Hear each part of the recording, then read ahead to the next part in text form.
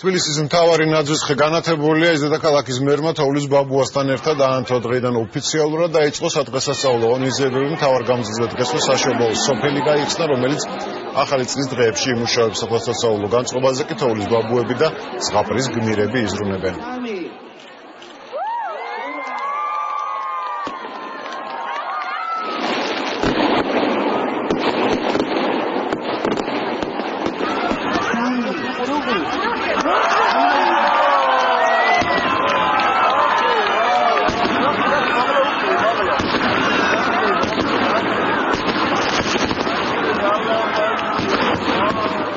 ძალიან გვიხარია ახალი მეც ასევე ძალიან მიხარია ახალი წელი მომწონს ეს ნაძვისხე და ალბათ ლამაზი იქნება. Დამდეგ 2015 წელს ულოცავ ყველა ქართველს, პატარებს განსაკუთრებით უსურვებ ჯანმრთელობას, დიდხანს ცხოვრებას, მეცნიერებას, სიხარულს და ველოდები მთაწმინდის პარკში, გავასაჩუქრებთ კბილეულით, ბევრი ლამაზი საჩუქრით და ყველა სურვილს აუსრულებ. ბავშვებთან ერთად და თოვლის ბაბუასთან ერთად დავანთეთ საახალწლო ნაძვისხე.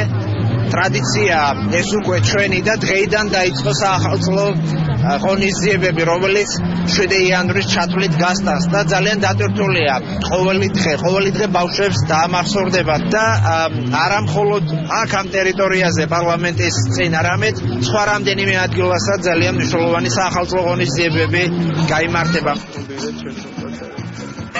სადღესასწაულო განწყობა დედაქალაქის სხვა უბნებშიც უკვე იგრძნობა. რიყის პარკში დილიდან მიმდინარეობს გასართობი ღონისძიებები, ასევე მონტაჟდება გალა კონცერტისთვის სცენა. 31 დეკემბერს ქართველი და უცხოელი მუსიკოსები გამოლენ. სამზადისის დღეს პრემიერ-მინისტრმა ოჯახთან ერთად დაათვალიერა. მანამდე კი ირაკლი ღარიბაშვილი ერეკლეს ქუჩაზე ნაძვისხის ფესტივალს სტუმრობდა, სადაც ნაძვისხე რუსთავი ორმაც წარმოადგინა.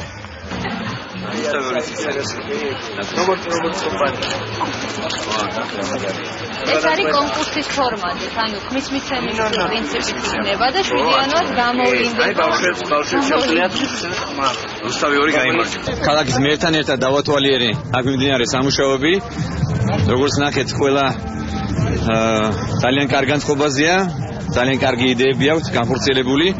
მე მინდა ყველას მიულოცო დამდეგი ახალი წელი და უსურვო ბედნიერება, სიხარული ყველა ოჯახს და უსურვო მშვიდობა, რაც თავარია. ეგეთი დღეობა ყველა ოჯახს.